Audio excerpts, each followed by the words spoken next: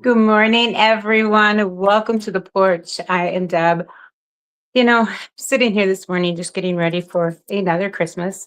Um, but everyone is a little bit different. Every time we celebrate with family or friends, it's a little bit different. It's a little bit different setting, a little bit different gathering. And today, you're making deviled eggs with me. That's what we're doing this morning. We are making deviled eggs. But I just wanted to hop on and, because so many people are sitting at home by themselves and doing quiet things, if you will. And as we sit home by ourselves and do quiet things, and we have time to reflect on the year, the countdown, the whatever it is, um, wherever it is we're going with that. There's some times that I think that, you know, as we go about and do these things, yesterday we talked about nature teaching us things that we forget at times. And I think sometimes the things we forget are we want everything. We want instant gratification, right? We want everything at the tips of our fingers because that's what we get in the world we live in. Kind of is everything is instant gratification. I can talk and ask questions to my Google device. I don't want to say her name, otherwise she talks to me. But and I can answer they she can answer everything. Everything's at the tip of our fingers. And that's how we want our life to be, isn't it? Everything has a time and a purpose and a season. And sometimes we can't appreciate those times and purposes and seasons. So, like I said, this morning I just wanted to jump on, and I know it's not planned. It's nothing is set in stone that this is what we should be doing, but um, I was hoping maybe a couple of you would just jump on and say good morning and really um, just see where you're at with that. So I've been looking at the 2025. So we are on a 2025 countdown. We are on the end. We are at the last week of this year. And looking back, this has been a year. There's been so many changes and so many um, new things and new beginnings and so many endings to doors that have closed. And sometimes those are difficult and sometimes they're beautiful. And so as we're going through, and I've been reflecting on the doors that have closed, not that I'm holding up myself there, I'm not staying there, but I've been reflecting on the doors that have closed this year. But for every door that is closed, something new has opened and something new has developed. And so, as we said yesterday, nothing blooms all year, nothing stays forever. And, and nothing grows overnight. So it takes time, it takes us places to get to where we are and to where we want to be.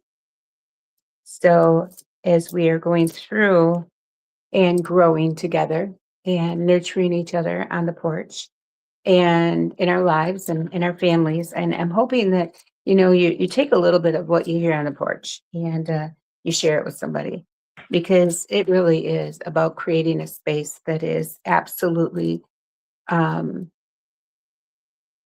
free. There is no judgment here, no judgment at all. We can worship God the way that God is teaching us to worship God. We can, um, you know, live in different lives, in different livelihoods, and we can build ourselves up, but we can be there to support one another. So that's the exciting part to me. So um, yeah, I am gonna hop off real quick and I'm gonna just come back on Facebook on the porch page because for some reason, um, well, maybe we'll just wait. So say good morning if you're here, because I wasn't connecting on my page, but now I am. So, but like I said, so as I'm reviewing 2025 and looking at all of the changes, the people we've lost, the grieving that is going on, the people that we met, and the people that God's put in front of us. For me, it's been a journey by all means, and I am putting eggshells in my eggs. I'm peeling eggs for boiled egg or for for deviled eggs for our Christmas party today, and they'll have eggs in the eggshells in the eggs, um, in the yolks. But anyway, so like I said, reviewing the year. What about you? What about you? As you're reviewing 2025, what kind of years it have been for you? Has it been a year of disappointment? Has it been a year of growth? Has it been a year that you can look back and say, man, I hope this 2026 is better? Or, man, if 2025 was that good, 2026 is going to be great. How are we looking at life going into this new year? Because I really do think that as the seasons change in our lives, that we need to really grow with that. And like I said, so many things for my life has changed. I've grown a lot. I know that. I'm excited. I personally am excited for 2026 because 2025 taught me a lot of lessons. We walked through a lot of storms. We went through a lot of things that I never thought that I would go through or experience. But I'm excited about 2026 because I feel like God is saying, you know what? This is the year. This is the year that in my 59th year of life. But before you turn 60, Deb, before you get ready to retire, good morning, Margie. Hi, Kathy. But before you get ready to retire and before you get ready to hang up your hat, I've got work for you to do. And I really do believe that 2026 is the year for the porch. That is my big baby. Is for the porch. And then I do believe for me personally in my personal spiritual walk, 2026 is going to be beautiful. Because I want to go on retreats. I want to take you guys on retreats. I want to do personal retreats. I want to do online retreats. We're going to do some stuff that, like I said, God's calling us to do things. And but like I said, as 2025 is counting down, I was counting my blessings this morning. We gained another granddaughter in 2025. So now I have 7 grandchildren. What about you guys? What are some of the blessings that you have had in 2025 as you're counting down, looking back? And like I said, we can focus on the storms, we can focus on the hard things, but maybe we focus on the lessons we learned from them instead of the storm itself or how God walked through that with us. Um, because I think it's important that we work together and we talk about it because finding a safe space to talk is really hard sometimes. But I really do want you to know the porch is that safe space. You can have difference of opinion. You don't have to believe what I believe. What we have to do, yeah, Margie's, yeah, that is a blessing. And I have my mom with us. That is another blessing. My mom is still here, and so we're picking her up today and taking her to my brother's house. Um, but like I said, so we have we have so many blessings. So what are some of the other blessings that you guys have had this year that maybe you didn't count on? And we have had blessings that we've been able to. Um, Help in other areas and help other people with things and just like I said, God just keeps walking with us no matter. Aw, thank you, Margie. Um, you guys are a blessing to me, and that, like I said, the porch is something that I absolutely treasure, and it's because of you guys. It is because of you guys, and so and so like my birthday giveaway, that was a blessing for me, and so the 2 people that we did, they were people that they're new people to the porch, and so a Brit and and so we're going to try to get a hold of them today. Otherwise, we'll have to do another drawing, but that's okay. Um, but as we're going through and we're growing and we're reaching more people and we're doing bigger, better things, it doesn't mean that we're not still us. It means that He's expanding our territory. Kind of like the prayer of Jabez, right? God, protect me, build a barrier around me, expand my territory. We got to be careful what we ask for sometimes. But God is expanding our territory and God is reaching out. And some of the other blessings that I was thinking about this morning, I'm looking around my house and you know, my grandkids were here yesterday and I had part of them overnight, night before. And on Christmas night, and just being able to snuggle with them. You know what I did? Oh my gosh, this is so cool. So I realized this year I did not hold a Christmas Eve service, a candlelight service myself. I did not have one the first time in 15 years. And I tell you, I felt empty. I felt um, distant on New Year's Eve or Christmas Eve. I really did. I felt that distance from being a pastor. And then we had decided that we are going to spend our Christmas Eve and go to Christmas Eve service, candlelight service with my son and daughter-in-law and their kids. And you guys, it was amazing. I got to be with my grandkids, worshiping God, watching them um, grow in their faith. I got to be there and I got to be present. I have not been able to do that because I was always up on the pulpit. And so what I thought for me was a storm was an absolute blessing. I got to have my arms around my grandsons and we got to sing together and we got to worship God together and it was amazing. And so God was telling me, hey, you need to take a step back. You need to really focus on what I'm putting in front of you because you still got work to do, Deb. You still got work to do. So as we were doing that, I'm still peeling eggs. For those of you that just joined me, we're making deviled eggs together. That's what we're doing. And I figured since I'm standing here peeling eggs, I might as well chat with you all. So are your Christmases all done? Is your holiday over for you, or is it just beginning? You know, some people are just starting their holiday, even after the holidays because they had to work. So are you guys all done with your holiday celebrations? We have one today, and then New Year's Eve, I have 6 of my 7 grandkids staying overnight. And we are going to celebrate with them again. We've done this for the last several years, and I would not have it any other way. I really wouldn't have it any other way.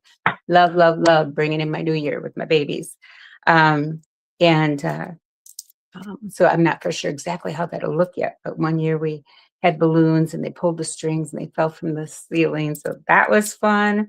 Not sure what we're going to do this year. But anyway, so that's kind of my thing and where I'm at with my holidays. And then we have one more Christmas next Sunday with my husband's family. So as we go through and wind down Christmas, I'm still not ready to take down my Christmas tree by any means. How about you guys? Are you ready to take down that tree and undecorate the house? I am absolutely loving my house decorated, and it's inspiring me to organize my house. How about you guys? Taking down that tree and organizing your house. How does that sound? Sounds like work. So, but like I said, there are things in our lives that we are going to do. But as we count down 2025, I really want you to focus on your blessings. Like I said, focus on the blessings that God has put in front of you.